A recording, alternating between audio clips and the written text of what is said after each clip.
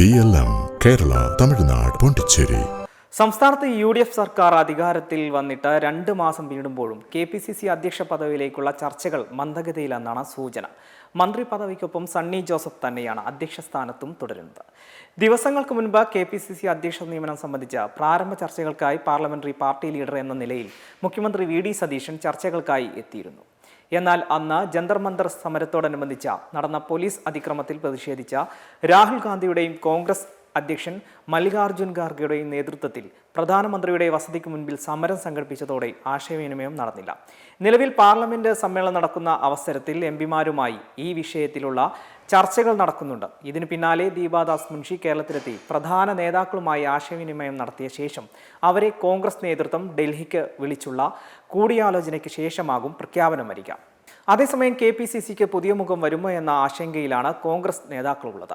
2021 നിയമസഭാ തെരഞ്ഞെടുപ്പിൽ രമേശ് ചെന്നിത്തല നയിച്ച UDF സംവിധാനം വമ്പൻ പരാജയം ഏറ്റുവാങ്ങിയപ്പോഴാണ് തലമുറ മാറ്റം എന്ന നിലയിൽ ഹൈക്കമാൻഡ് VD സതീഷിനെ കളത്തിലിറക്കിയത്. പ്രതിപക്ഷ നേതൃത്വ പദവിയിൽ 5 വർഷം കൊണ്ട് അദ്ദേഹം കോൺഗ്രസിനെയും UDFനെയും ജനങ്ങൾക്കിടയിൽ വിശ്വാസയോഗ്യമാക്കി മാറ്റി. അവരുടെ വോട്ട് നേടുന്നതിൽ വിജയിച്ചു എന്നതാണ് ഹൈക്കമാൻഡ് വിലയിരുത്തൽ. അതുകൊണ്ട് തന്നെ സംഘടനാ തലപ്പത്ത് യുവ നേതൃത്വത്തെ അവരോധിക്കുന്നതിൽ ദേശീയ നേതൃത്വത്തിന് മടിയുണ്ടാകുമെന്നില്ല. എന്നാൽ UDF ഭരണത്തിൽ വന്നതോടെ നേതൃബാഹ്യമുള്ള കോൺഗ്രസിൽ ഇത് എളുപ്പമായിരിക്കില്ല.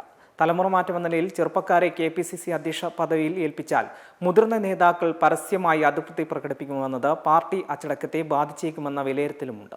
അതേസമയം സംസ്ഥാന കോൺഗ്രസിനെ നയിക്കാൻ ആര് വരുമെന്ന ചർച്ചയിൽ പ്രധാനമായും 5 പേരുകളാണ് പരിഗണനയിലുള്ളത്. MPമാരായ കൊടിക്കുന്നിൽ സുരേഷ്, ഷാഫി പറമ്പിൽ, മാത്യു കുഴൽനാടൻ MLA, ജോസഫ് വാഴക്കൻ, TN പ്രതാപൻ എന്നീ പേരുകളാണ് സജീവ പരിഗണനയിലുള്ളത്. UDF convener Adoor Prakash, Rajmohan Unnithan MP എന്നിവർ രംഗത്തുണ്ടെങ്കിലും ഇരുവരുടെയും പ്രായവും ആരോഗ്യസ്ഥിതിയും കണക്കിലെടുത്ത് അവരെ പരിഗണിക്കാനുള്ള സാധ്യത വിരളമാണ്. ഇവർക്ക് പുറമെ MPമാരായ ആന്റോ ആന്റണി, ബെന്നി ബെഹനാൻ, MK രാഘവൻ എന്നിവരും രംഗത്തുണ്ട്. അതേസമയം മുൻ അധ്യക്ഷന്മാരായ മുല്ലപ്പള്ളി രാമചന്ദ്രൻ, MM ഹസൻ തുടങ്ങിയവരും KPCC അധ്യക്ഷ പദവിക്കായി ചരട് വലിക്കുന്നുണ്ട്. കാലാവധി പൂർത്തിയാക്കും മുൻപ് KPCC അധ്യക്ഷ പദവിയിൽ നിന്നും ഹൈക്കമാൻഡ് രാജി ചോദിച്ചു വാങ്ങിയെന്നും പിന്നീട് ഒരു പദവിയിലേക്കും സ്ഥാനാർത്ഥിത്വത്തിലേക്കും പരിഗണിച്ചില്ലെന്ന പരിഭവമാണ് മുല്ലപ്പള്ളിക്കുള്ളതെന്നാണ് അടുത്ത വൃത്തങ്ങൾ നൽകുന്ന സൂചന.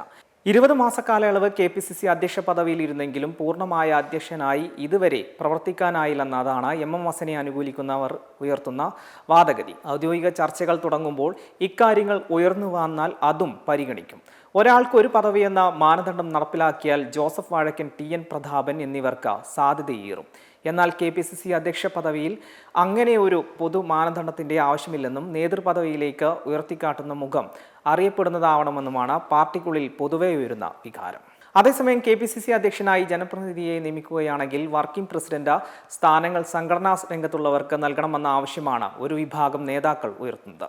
അങ്ങനെയെങ്കിൽ നിലവിലെ KPCC ജനറൽ സെക്രട്ടറിമാരിൽ നിന്നും ജില്ലകളിലെ മുതിർന്ന നേതാക്കളിൽ നിന്നുമാകും നിയമനം. VS ശിവകുമാർ, പാലോട് രവി, KP ശ്രീകുമാർ, അബ്ദുൽ മുത്തലിബ്, ഹക്കീം കുന്നിൽ, PM നിയാസ്, ശരത് ചന്ദ്ര പ്രസാദ്, ദീപ്തി മേരി വർഗീസ് എന്നീ പേരുകൾ ചർച്ചയിലുണ്ട്.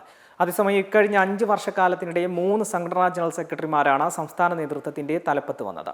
KPCC അധ്യക്ഷനായി K സുധാകരൻ ചുമതലയേറ്റപ്പോൾ മുൻ MLA ആയിരുന്ന TU രാധാകൃഷ്ണനാണ് സംഘടനാ ചുമതല നൽകിയത്. എന്നാൽ 2024 ഓഗസ്റ്റിൽ M ലിജു സ്ഥാനത്ത് ചുമതലയേറ്റു. പിന്നീട് K സുധാകരൻ അധ്യക്ഷ സ്ഥാനത്ത് നിന്നും മാറി സണ്ണി ജോസഫ് പദവിയിലേക്ക് എത്തിയതോടെ മുൻ DCC അധ്യക്ഷനും KPCC ഭാരവാഹിയുമായിരുന്ന നെയ്യാറ്റിങ്കര സനിലാണ് സംഘടനാ ചുമതല നൽകിയത്.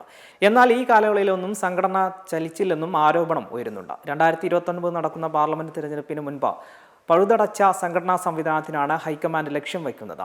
അതുകൊണ്ട് തന്നെ ഊർജ്ജസ്വലനായ സംഘടനയെയാകും ഹൈക്കമാൻഡ് ചുമതലയേൽപ്പിക്കാൻ സാധ്യതയുള്ളത്. മെമ്പർമാരുടെ നിക്ഷേപങ്ങൾക്ക് ഉയർന്ന ലാഭവിഹിതം നൽകുന്ന കേന്ദ്ര സർക്കാർ സഹകരണ registered society Bharat Lajna multi state housing cooperative society limited.